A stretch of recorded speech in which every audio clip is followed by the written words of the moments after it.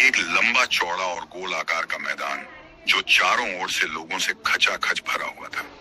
ये मैदान सिंह परिवार के बीचों बीच था, जिसमें एक 50 फुट चौड़ा और लंबा स्टेज था और वहां पर सिंह परिवार के पूर्वजों की हजारों साल पुरानी एक पत्थर की आसमान छूती तलवार की प्रतिभा बनी हुई थी। यहाँ पर सिंह परिवार के मार्शल आर्ट योद्धा अपनी मार्शल आर्ट स्पिरिट को टेस्ट और उन्हें जागृत करते थे। तभी वहां उस मैदान में एक बहुत ही सुंदर और लगभग 15 वर्ष का जवान लड़का आता दिखाई देता है, जिसने बिल्कुल एकदम साफ सुथरे और हल्के नीले रंग के कपड़े पहने हुए थे और उसके बगल में उसी की हम उम्र पर दिखने में बहुत ही खूबसूरत और हसीन लड़की चल रही थी, जिसके आकर्षण को देखकर वहां भीड़ में बैठे हुए सारे जवान लड़के उसे ही निहार रहे थे और उनका दिल जोर जोर से धड़क रहा था। उन दोनों को साथ में चलते हुए देखकर सभी योद्धा जल भुन रहे थे। ये दोनों कोई और नहीं बल्कि अभिनव सिंह और रिया कौर थे। अभिनव सिंह परिवार का एक बहुत ही होनहार और कम उम्र का मार्शल आर्ट योद्धा है और रिया कौर उसकी मंगेतर है, जिसे अभिनव बहुत ही प्यार करता है। आज अभिनव अपनी मार्शल सोल को जागृत करने वाला है, जिसे देखने के लिए आज यहाँ सिंह परिवार के सारे बुजुर्ग और मार्शल आर्ट योद्धा जमा हो रखे हैं। सभी को ये जानने में बहुत ही दिलचस्पी थी कि अभिनव की मार्शल सोल किस लेवल की होगी। तभी रिया कौर मुस्कुराते हुए अभिनव को एक लाल रंग की पिल देते हुए बोलती है, ये लो, ये एक ब्लड रिफाइनिंग पिल है जो तुम्हारी मार्शल आर्ट सोल जागृत करते वक्त खून को प्योर करने में बहुत मदद करेगी। अभिनव भी रिया का हाथ पकड़कर बड़े ही विश्वास के साथ कहता है, देखना आज मैं अपनी मार्शल सोल जागृत करके ही तुम्हारे पास वापस लौटूंगा। और शुक्रिया बोलते हुए उससे ब्लड रिफाइनिंग पिल ले लेता है। रिया कौर, शुक्रिया? शुक्रिया किस बात के लिए? मैं तुम्हारी मंगेतर हूँ और तुमसे बहुत ही ज्यादा प्यार करती हूँ। अगर आज तुम अपनी मार्शल आर्ट सोल को जागृत कर लेते हो तो सबसे ज्यादा खुशी मुझे ही होगी। रिया की इतनी प्यार भरी बातें सुनकर आर्यन उसे सभी के सामने गले से लगा लेता है और धीरे से उसके कान में मगर मदहोश करने वाली आवाज में बोलता है, मेरे मार्शल सोल जागृत करने के बाद हम दोनों शादी कर लेंगे और हमेशा के लिए एक हो जाएंगे और फिर हमारे 2 छोटे छोटे बच्चे भी होंगे। तभी रिया अभिनव के अचानक से गले लगाने की वजह से शर्माते हुए उससे अलग हटकर बोलती है, मैं तुम्हारा इंतजार करूंगी। वही मैदान की एक जगह में बहुत ही आलीशान सी दिखने वाली कुर्सियों पर बैठा एक बूढ़ा आदमी हंसते हुए बोलता है, क्या जोड़ी है जैसे स्वर्ग से बनकर उतरी हो। बगल में बैठा हुआ एक बुजुर्ग बोला, जी परिवार के कलीडर, आपने सही कहा, लड़की भी एकदम परी जैसी बला की खूबसूरत है। यह बूढ़ा आदमी कोई और नहीं बल्कि सिंह परिवार का लीडर और अभिनव के दादाजी भावेश सिंह थे। भावेश जी बुजुर्ग की बात का जवाब देते हुए उनसे कहता है, मेरा पोता भी किसी कोहिनूर हीरे से कम नहीं। आखिर एक हीरे के लिए हीरे जैसी लड़की होनी चाहिए। फिर महान बुजुर्ग अभिनव की ओर देखते हुए उसके दादाजी से कहा, पता नहीं इस लड़के की मार्शल आर्ट सोल किस लेवल की होगी।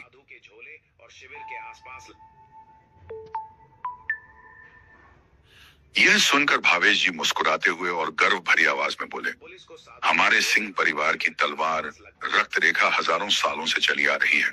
देखना, अभिनव भी अपने पिता की तरह हमारे सिंह परिवार का नाम पूरे मार्शल वर्ल्ड में रोशन करेगा। और रही उसकी मार्शल आर्ट सोल की बात, वो तो स्वॉर्ड किंग लेवल की होगी। यह सुनकर वहां बैठे सभी बुजुर्ग चौंक जाते हैं। तभी एक बुजुर्ग बोला, इतनी छोटी उम्र में किंग लेवल की मार्शल आर्ट सोल जागृत करना कोई आम बात नहीं है। यह 7वीं लेवल की मार्शल आर्ट सोल होती है, जिसे पाने में कुछ योद्धाओं की पूरी उम्र निकल जाती, पर वो एक किंग लेवल की मार्शल आर्ट सोल जागृत नहीं कर पाते हैं। फिर दूसरा बुजुर्ग, ये तो समझने वाली बात है, क्योंकि एक शेर की औलाद शेर ही पैदा होती है। अभिनव के पिता आरव सिंह हमारे दियनवू साम्राज्य के सबसे बड़े लेजेंडरी स्वॉर्ड योद्धा थे। वही दूसरी तरफ अभिनव उस स्टेज की सीढ़ियां चढ़ते हुए मन ही मन सोचता है, मेरे पिताजी ने 16 वर्ष की उम्र में हमारे सिंह परिवार का नाम पूरे दियनवू साम्राज्य में रोशन किया था। मुझे भी अपने पिता की तरह एक लेजेंडरी स्वॉर्ड योद्धा बनना होगा और उन्हीं की तरह एक king level martial sword soul जागृत करनी होगी, जिससे मेरे सिंह परिवार का नाम फिर से पूरे दियनवू साम्राज्य में रोशन हो सके। मैंने आज के दिन के लिए पूरे 8 साल जी जान लगाकर और खून पसीना एक करके मेहनत की है। मुझे मार्शल आर्ट के पीक पर पहुंचना ही होगा। और अपने पूर्वजों की स्टोन स्वॉर्ड स्टैच्यू के सामने जाकर खड़ा हो जाता है। तभी रिया अभिनव को आवाज देते हुए उसका हौसला बढ़ाती है, अभिनव तुम कर सकते हो, और स्टेज के चारों ओर खड़े सैनिकों को पीछे हटने को बोलती है। स्टेज पर खड़ा अभिनव रिया की इतनी फिक्र भरी बात सुनकर मुस्कुराते हुए ब्लड रिफाइनिंग पिल खा लेता है और ध्यान करने के लिए बैठ जाता है। पूरे मैदान में खामोशी छा जाती है।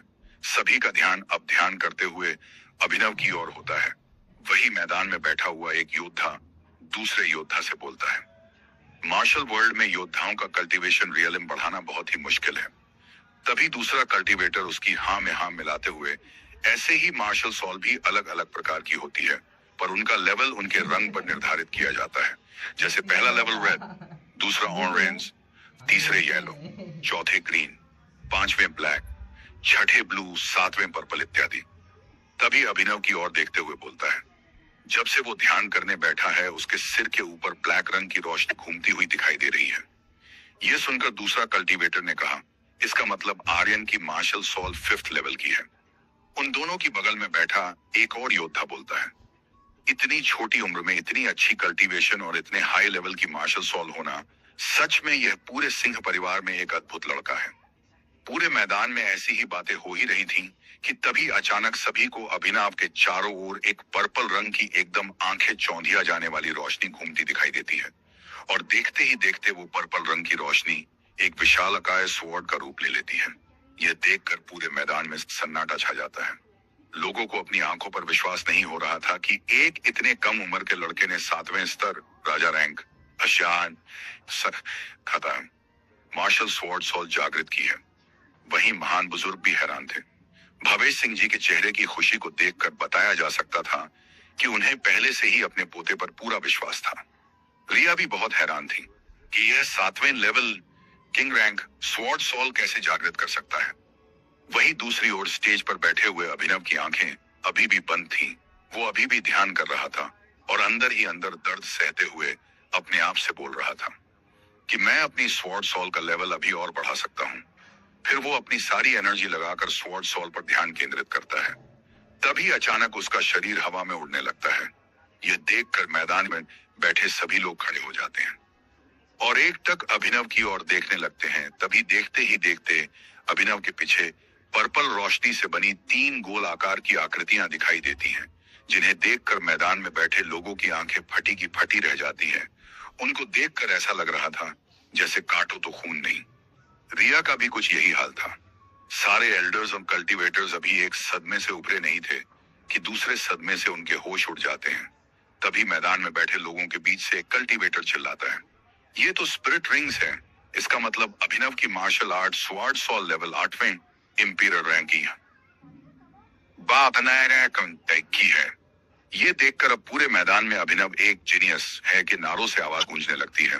तभी भावेश सिंह जी आर्यन से कहते हैं, बेटा जल्दी करो, फेड होने से पहले स्वॉर्ड सॉल को अपने दिल से कंबाइन करो वरना देर हो जाएगी। आपको अपना पूरा ध्यान स्वॉर्ड सॉल पर केंद्रित रखना होगा।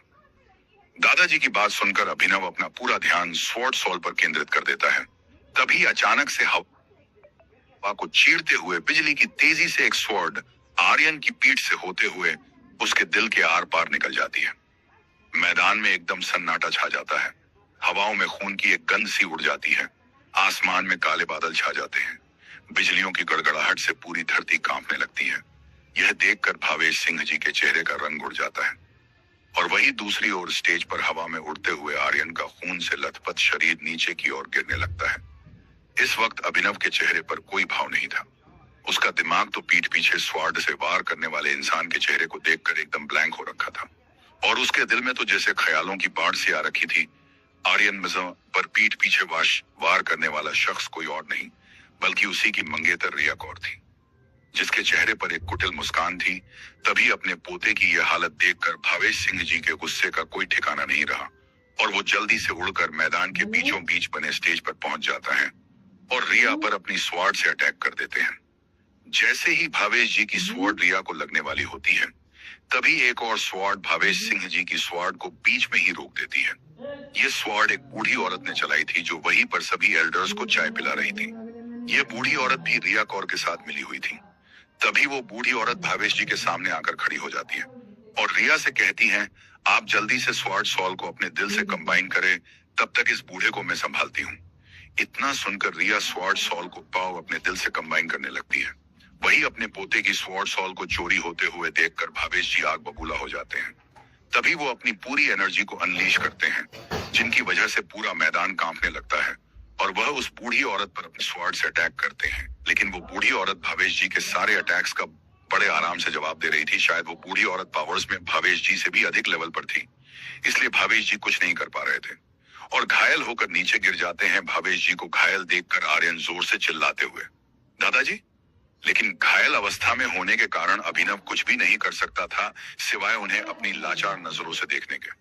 और फिर सिंह क्लैन के सारे एल्डर्स एंड प्रैक्टिशनर उस बूढ़ी औरत पर अटैक कर देते हैं। तब तक रिया स्वॉर्ड सोल को कंबाइन कर धीरे धीरे आर्यन के पास आती है। उसे देखकर अभिनव गुस्से में मुंह से खून थूकते हुए उससे पूछा, तुमने ऐसा क्यों किया? जिसे देखकर रिया ने हंसते हुए जवाब दिया, ताकतवर हमेशा ताकतवर होता है और एक कमजोर हमेशा कमजोर रहता है। फिर अभिनव के ऊपर पैर रखकर आगे कहा, तुम थर्ड क्लास क्लेन के प्रैक्टिशनर चिटी की तरह हो, हमेशा कुछ चले जाओगे। और किया पूछा, तुमने मैंने ऐसा क्यों किया? क्योंकि मुझे तुम्हारी मार्शल स्वॉर्ड सोल चाहिए थी। और अभिनव के ऊपर से पैर हटाकर स्टेज की सीढ़ियों की ओर जाने लगती है। वही दूसरी ओर भावेश सिंह जी घायल होकर नीचे गिरे हुए थे और सिंह क्लैन के बहुत सारे लॉ लेवल प्रैक्टिशनर उस बूढ़ी औरत के हाथों मारे जा चुके थे और सभी एल्डर्स भी घायल हो रखे थे। स्टेज पर रिया जाते जाते रुकती हैं और पीछे मुड़ते हुए अभिनव से बोलती है, और हाँ, एक बात तो मैं तुम्हें बताना ही भूल गई, तुम्हारे पिता आरव सिंह स्पिरिचुअल रेल्म में एक एंशिएंट फॉरबिडन एरिया में मारे गए थे। ये सुनकर आर्यन को और भी गुस्सा आता है, लेकिन वह कुछ कर नहीं सकता था, जिसकी वजह से उसके मुंह से और भी खून निकलने लगता है। वही सारे एल्डर्स सोचते हैं, इतनी भयानक पावर्स शायद ही पूरे तियनवू साम्राज्य में इनका कोई मुकाबला कर पाए। तभी रिया बिना किसी भाव के उस बूढ़ी औरत को ऑर्डर देने वाले अंदाज से बोलती है, इन चिटियों को मसलने की कोई जरूरत नहीं, इनकी इतनी औकात भी नहीं कि इनका गंदा खून हमारी स्वॉर्ड पर भी लगे। अपने क्लैन और लोगों के लिए यह सुनकर आर्यन मन ही मन गुस्से की खून भरी घूंट रहा था। तभी वह बूढ़ी औरत टेलीपोर्टेशन वॉइड ओपन करती है और रिया के साथ वहां से गायब हो जाती है। वही स्टेज पर आर्यन की आंखें बंद हो जाती हैं। क्या आर्यन सच में मर गया है? क्या आर्यन रिया से बदला ले पाएगा? क्या होगा आखिर इस बदले की कहानी का अंजाम? जानने के लिए बने रहे हमारी कहानी स्पिरिट वर्ल्ड के साथ।